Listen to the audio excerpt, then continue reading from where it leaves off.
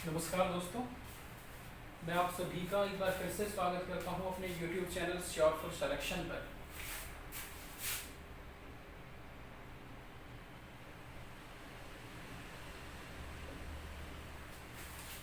भाई मुझे बहुत सारे मैसेज मिले हैं व्हाट्सएप के थ्रू, बहुत सारे मैसेज मिले हुए हैं मुझे फेसबुक के थ्रू कि अभी जो हमारी वैकेंसीज निकली हुई हैं दिल्ली पुलिस कांस्टेबल की, वो फॉर्म फिल करने में लोगों को बहुत परेशानी आ रही है। ठीक है ना, दिल्ली पुलिस की हमारे पास अभी कांस्टेबल की वैकेंसीज निकली हुई है। उसमें बहुत सारे इशू हैं लोगों के। किसी को एज से रिलेटेड इशू है, किसी को कास्ट सर्टिफिकेट से रिलेटेड इशू है,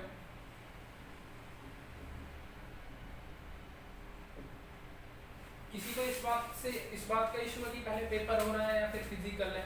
तो वो सारी बातें मैं यहाँ पे थोड़ी देर के लिए डिस्कस कर देता हूँ। एक बार आप देख लेना ताकि आपके फॉर्म में कोई मिस्टेक ना हो। ठीक है ना।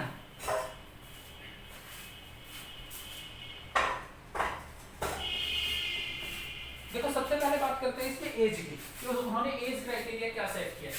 दिल्ली पुलिस कांस्टेबल के अंदर अगर मैं एज की बात करूं,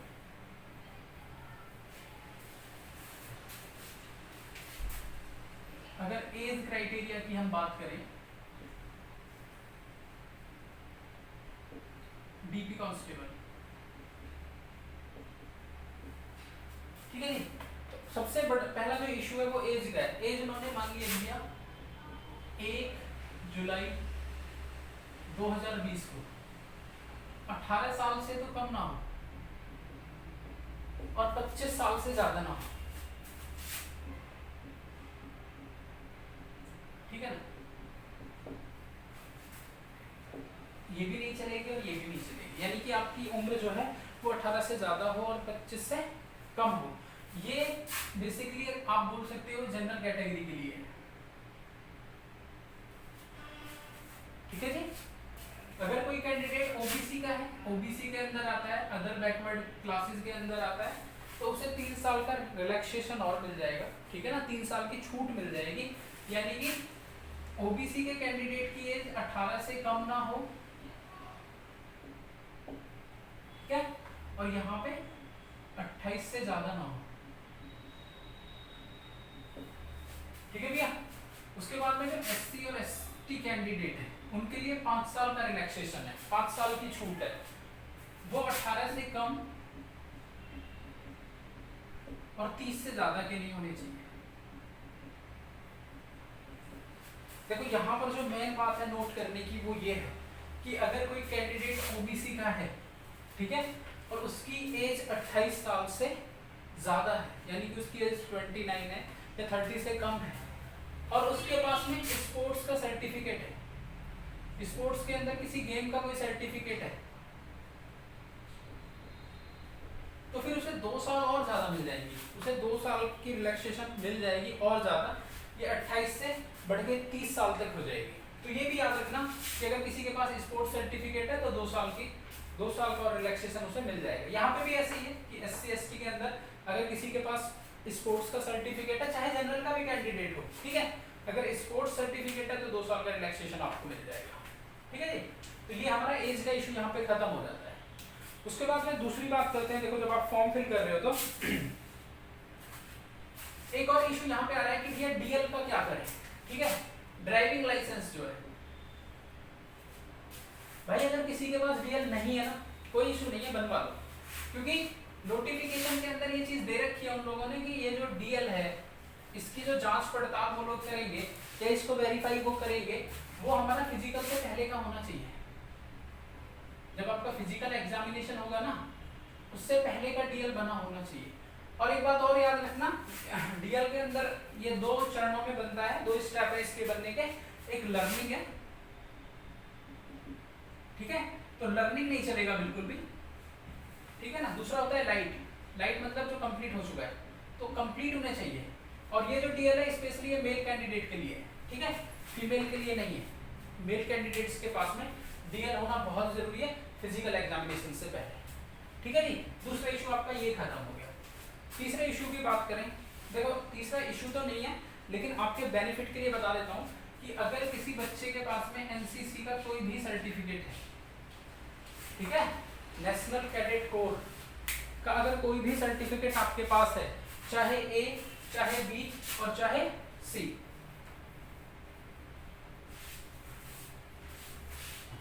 अगर आपके पास एनसीसी का ए सर्टिफिकेट है, ठीक है जी, तो आपको मिलेंगे भाई 2 मार्क्स, रिटन के अंदर है ये, रिटन एग्जामिनेशन, ये बेनिफिट मिल रहे हैं आपको, ठीक है ना। अगर एनसीसी का बी सर्टिफिकेट है तो आपको मिलेंगे 3 मार्क्स, अगर एनसीसी का सी सर्टिफिकेट है तो आपको मिलेंगे 5 मार्क्स। तो फॉर्म ना बहुत अच्छे से ध्यान से भरना, ऐसा ना हो कि आपके पास एनसीसी का कोई सर्टिफिकेट हो और आप उसे ना लगाएं, गलत हो जाएगा, क्योंकि यहाँ पे जो हमें बेनिफिट मिल रहा है उसे लेने में क्या हो जाए, ले लो बिल्कुल, एनसीसी के सर्टिफिकेट है उन्हें लगा दो, है ना, ए है तो ए को लगाओ, बी है तो बी लगा दो, सी है तो सी लगा दो, ठीक है। एक बेसिकली सर्टिफिकेट जो हमारे ये है, जैसे ओबीसी के अंदर कास्ट सर्टिफिकेट है या एससी एसटी के अंदर कास्ट सर्टिफिकेट है, तो उसके लिए बच्चा ये पूछ रहा है कि उसमें कोई डेट मेंशन करनी है क्या, मतलब डेट मेंशन कैसे कि वो किस डेट से किस डेट के बीच का बना हो, ऐसी कोई डेट नहीं दे रखी उन लोगों ने, ठीक है ना। सिर्फ आपके पास में सेंटर की जाति होनी बहुत जरूरी है। सेंटर की जाति कैसे, देखो क्या फर्क है सेंटर की जाति और स्टेट की जाति में, ये भी देख लेना। कास्ट सर्टिफिकेट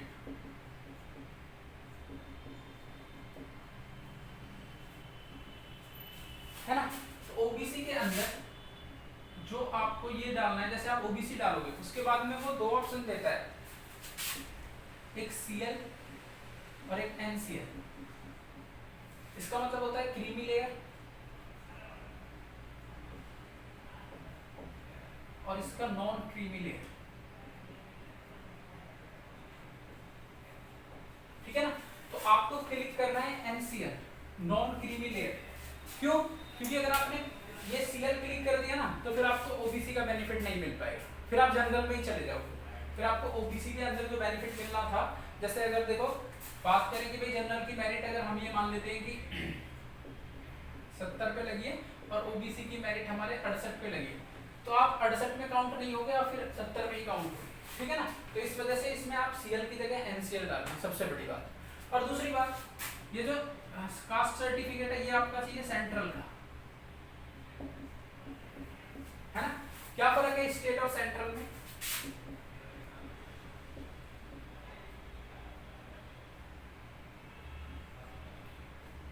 स्टेट और सेंट्रल में ये फर्क है कि स्टेट का जो जाती है वो तो हिंदी में बनेगा और सेंट्रल का जो जाती है वो इंग्लिश में बनता है, ये देख लेना, ठीक है ना। और एससी एसटी के लिए भी यही है कि अपना जो सेंटर की जाति बनवे वो डेट नहीं दे रखी उन्होंने कि किस डेट से किस डेट के बीच की चाहिए, बस आपके पास सेंटर की जाति होनी चाहिए, सिंपल वे में ये बात याद रखो। सेंटर की जाति नहीं है तो फिर वो बनवा लो, और बनवाना देखो अगर आप बनवा रहे हो तो तब तक फॉर्म फिल मत करवाना, फॉर्म फिल होने से पहले ही हमें ये कास्ट सर्टिफिकेट चाहिए, ठीक है ना। दूसरी बात, इसमें जब आप एक इमेज अपलोड करोगे अपना फोटो, तो फोटो के लिए भी एक बात याद रखना,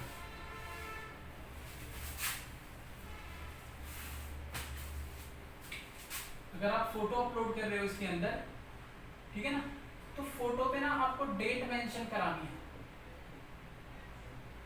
मतलब कि फोटो आपको बिल्कुल लेटेस्ट चाहिए, और जिस डेट में आप क्लिक करा रहे हो ना वो डेट उस पर प्रिंट होनी चाहिए, यानी कि जब जैसे ही हमारा फोटो है इस पे यहाँ पर डेट ऑफ फोटो प्रिंट होनी चाहिए, जिस डेट में भी आप बनवाओ, जैसे आज अगर 3 तारीख है या 4 तारीख है तो 4/8/2020 ये प्रिंट होनी चाहिए, मतलब फोटो, तो उस पर डेट ऑफ फोटो भी लिखना है, उसके बाद उसे अपलोड करेंगे, ठीक है। अपलोडिंग का साइज आपको पता है 20 KB से 50 KB के बीच का फोटो हमें चाहिए।